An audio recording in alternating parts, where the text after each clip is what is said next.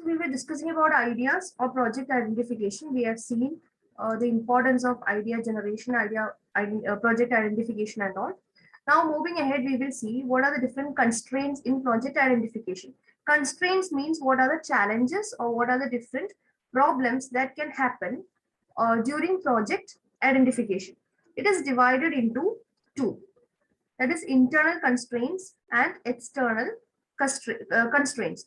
So internal constraints, like it will be the things which are faced internally by the company, like it could be due to the limitations of the management of the company. Like in India, mostly internal constraints are uh, coming or arising due to the problems faced by the entrepreneurs. So there are different types of issues or challenges which can affect the successful implementation of a project. So let's see the internal constraints.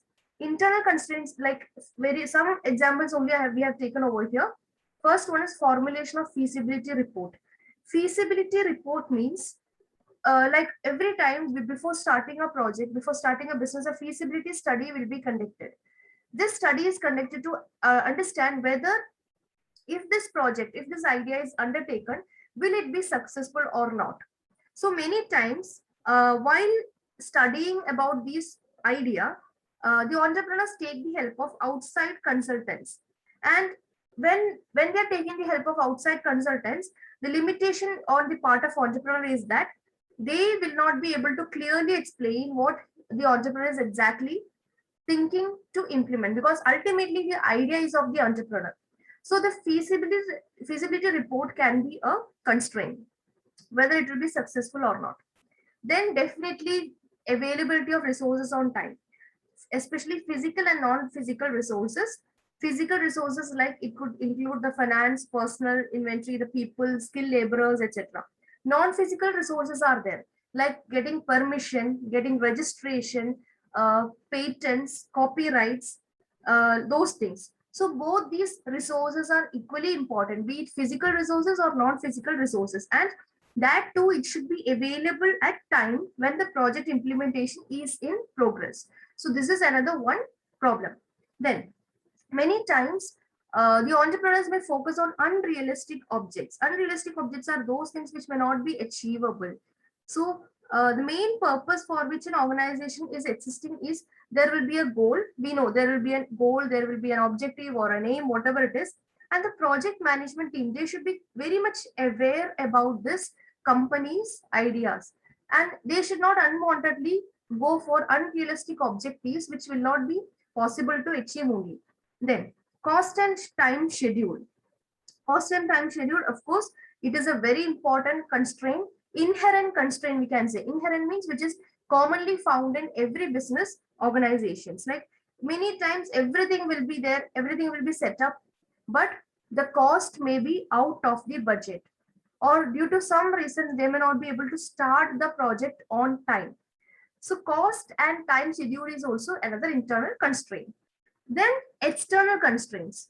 External challenges or external issues include like the size, nature of the company, size of the company, location of the company, then government policies and regulations. Like many times this could be a hurdle. Hurdle means this could be an obstacle for the entrepreneur while implementing the project. Maybe there could be bureaucratic hands over here. There may be delays in starting getting approval, delay in giving permissions, with respect to licensing. So many such issues will be there. In EM, we have seen environmental clearances. So many times these could be quite difficult because of the delay from the government. Not every time, but there can be instances where these things could be delayed. Then the next one is cumbersome procedures. Cumbersome procedures means very complicated, time-consuming procedures, especially common found when we are dealing with financial institutions and banks and all. Many times we can see that entrepreneurs depend on financial institutions and banks and all for raising the fund, and their complex procedures involved, and the documentation system, various types of documents required. All this may create another issue for the entrepreneurs. So these are the constraints. It could be internal constraints as well as external constraints. Now, these projects or ideas can be classified. We know that different ideas are there. We have already seen different sources of ideas, isn't it? So different ideas will be there. This can be classified in different ways.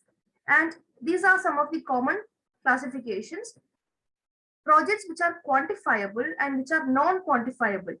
Quantifiable means where we can easily assess the profit or the benefit. Non-quantifiable means where the assessment is not possible.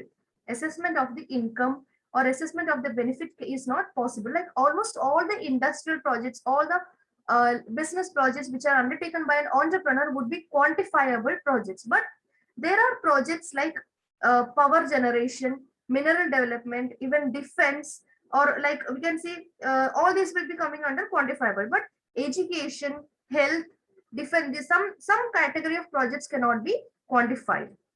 Then techno-economic projects are there. Techno-economic means which is using technology.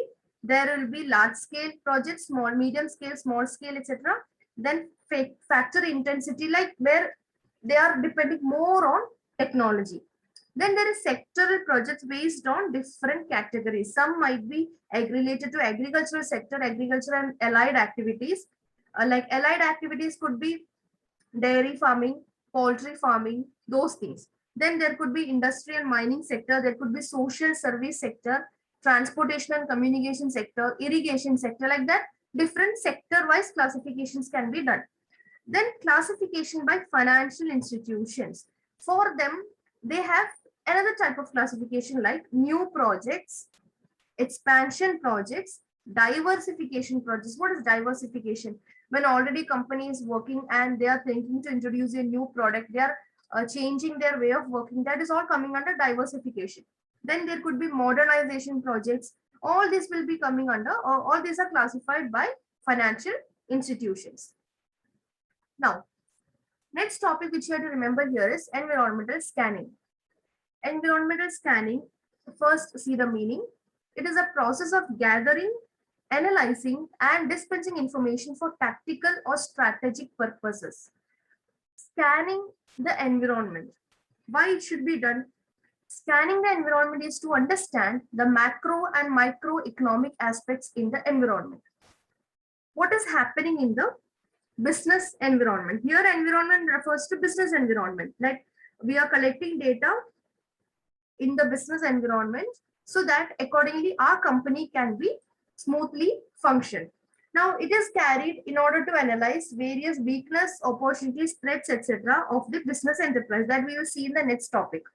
Now this is done to understand in which all ways various factors, be it macroeconomic factors or microeconomic factors, are affecting a company's functioning.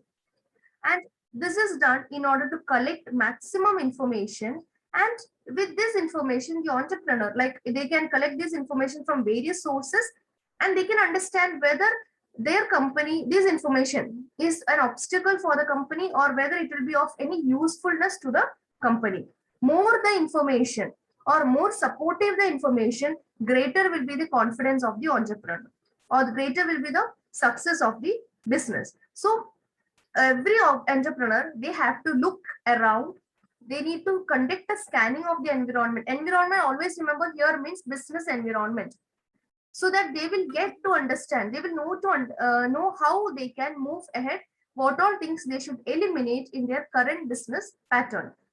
Now we can also say that like it is a kind of scrutinizing the business environment so that we can understand the actions taken by the competitors, taken by the government, taken by the union, etc., which may affect our operations. Apart from that, we can also understand, we can also identify the trends and changes in the market. Now, there are three ways of scanning a business environment. First one is ad hoc, regular, and continuous. Now, in today's business environment, now before that, we will see what is the meaning of these three: ad hoc, regular, and continuous. Ad hoc means temporary. Ad hoc appointments now. Ad hoc appointment means temporary for a short term. So ad hoc analysis is done for a short period, short term, which is not at all frequent, which is done only when there is some problem is there. Regular scanning is done on a regular schedule. Like it could be every 6 months they will be conducting an environmental scanning, or maybe every 1 year, every year they will be conducting. Then continuous scanning. Continuous scanning is also called as continuous learning, where it is on a continuous basis, irrespective of any activity going on or not. Data collection, analyzing is going on continuously without any interruption. Now, today's environment, everywhere we can see that, or in today's turbulent means today's business environment, or it's so complex because lots of competition is there in the market. In such cases, the best scanning method could be used is a continuous scanning method, because every time they are vigilant over here, every time they can act quickly and they can take the advantages of opportunities which are coming on their way. So like for example, we can say when we are doing an environmental scanning, we can easily understand about the growth rate of the country. We can understand the inflation in the country, inflation rate in the market, then unemployment rate in the market. What are the things coming from the government side? Stability, political stability or government stability. Then what are the rules and regulations which are being introduced by the government time to time? Restrictions, maybe import and export restrictions.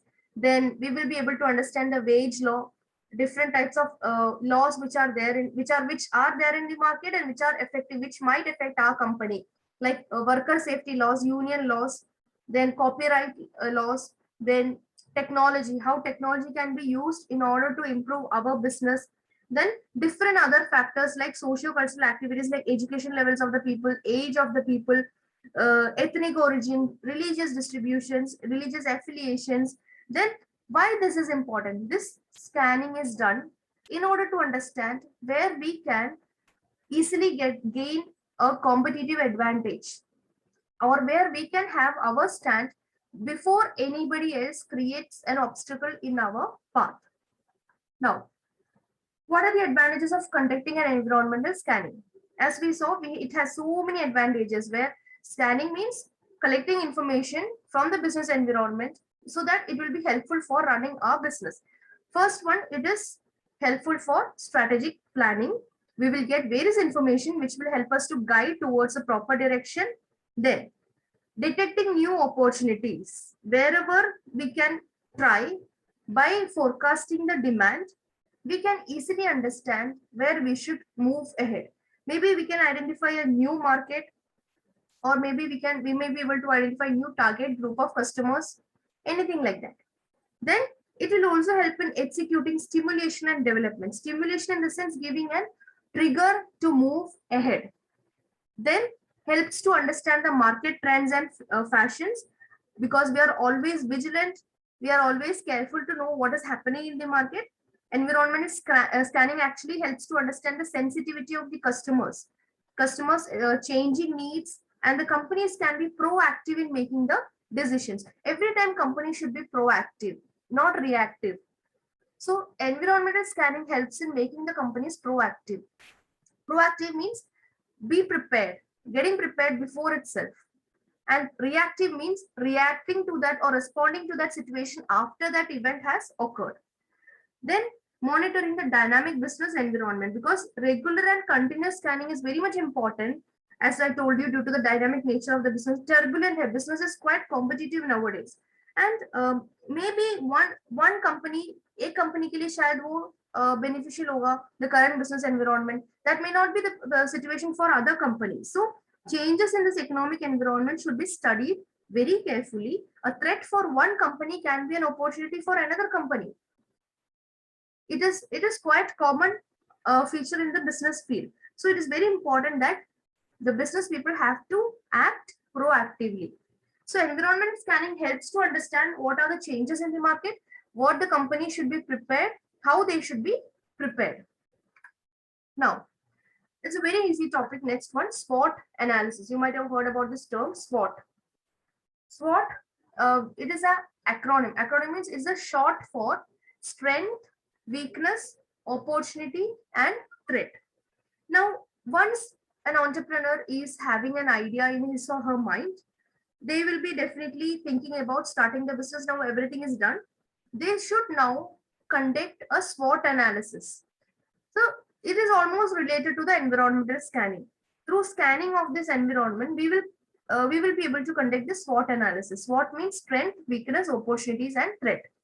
So through this, we will be able to understand, or we can say SWOT analysis is a technique of analyzing the organization's strength and weakness and opportunities and threat which can happen in the environment. So what you have to remember is that this SWOT analysis is completely focusing on these four terms: strength, weakness, opportunities, and threat. And many times we have to understand that some companies threats will be some other companies opportunity, some companies strength will be some other companies weakness, like that. It will always be overlapping.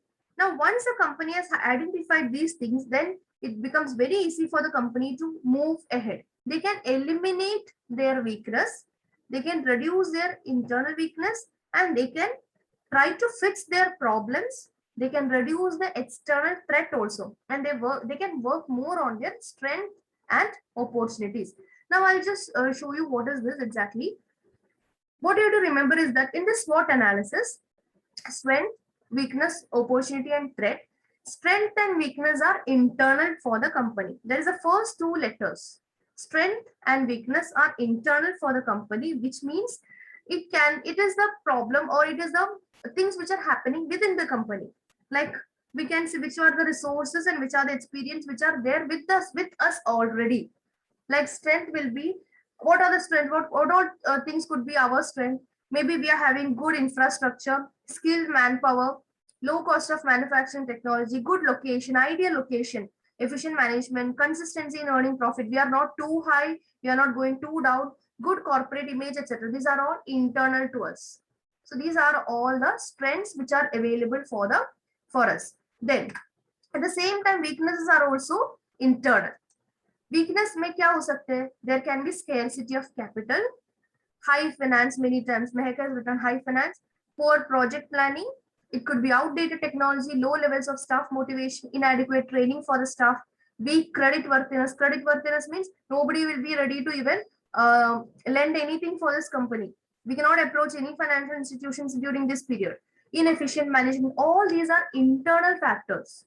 So first two words, first two letters, SWOT में जो पहले जो आता है, strength and weakness, that is internal for the company. Then of course, opportunities and threat. These are external factors. External factors in SWOT include opportunities and threats. Now, what are the opportunities which we can explore, which a company can explore? Favorable government policies, availability of appropriate technology, increase in disposable income. Disposable income will be with the consumers. When they are having more income for spending, that is an opportunity for a company. Then there, even apart from that, there can be many other things like funding. If they are getting funding from somewhere like donations, that can be an opportunity which can be utilized. Then for agricultural sectors, good monsoon can be an opportunity. Then we can say population, increase in population, though it can be negative, but for companies and all, it could be an opportunity. So these are external factors. Threats, देखो, threat can be technological obsolescence. Obsolescence means outdated हो गए. जो हम लोग बहुत खर्चा करके, बहुत मेहनत करके, maybe the companies importing the technology from somewhere a foreign country. After 1 year or 2 years, it is getting old. That is technological obsolescence. That can be a threat, because that can definitely be a threat. Because every second, every minute, changes are happening in the world.